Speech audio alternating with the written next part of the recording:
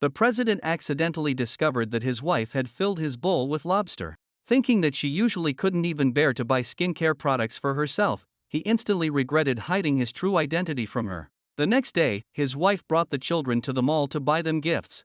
The president was shocked, because the children were not her biological kids, yet she treated them so sincerely. It turned out that 5 years ago, the woman had also given birth to a pair of twins. But just after she heard the nurse say that the baby had a star-shaped birthmark on the collarbone, she fainted from exhaustion. When she woke up again, the nurse told her that her premature baby had already died at birth.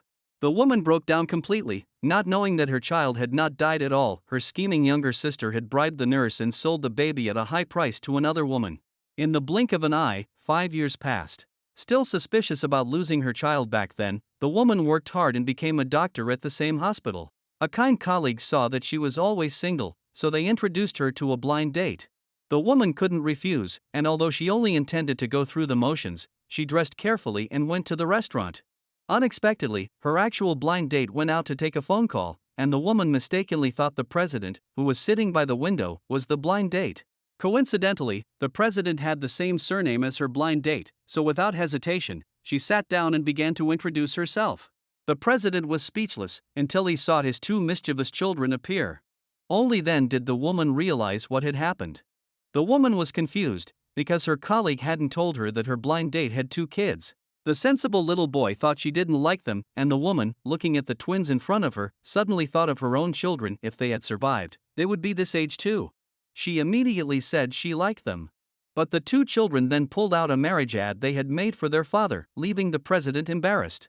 He tried to take them home immediately, but when he saw how disappointed they looked without a mother, the woman suddenly called out to stop him. The president said he would never let a stranger be his children's mother and turned to leave. But the son pulled her hand, and he suddenly remembered what his friend had said. His daughter at school had become withdrawn and was at risk of developing a severe lack of motherly love. The only solution was to find her a mother. Thinking of this, the president agreed without hesitation. But as soon as they got home, the president began to teach the children not to reveal his true identity as a president.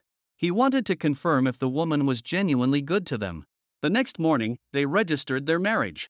The woman thought that since they were married, the president should introduce himself. Helpless, he lied that he was a driver.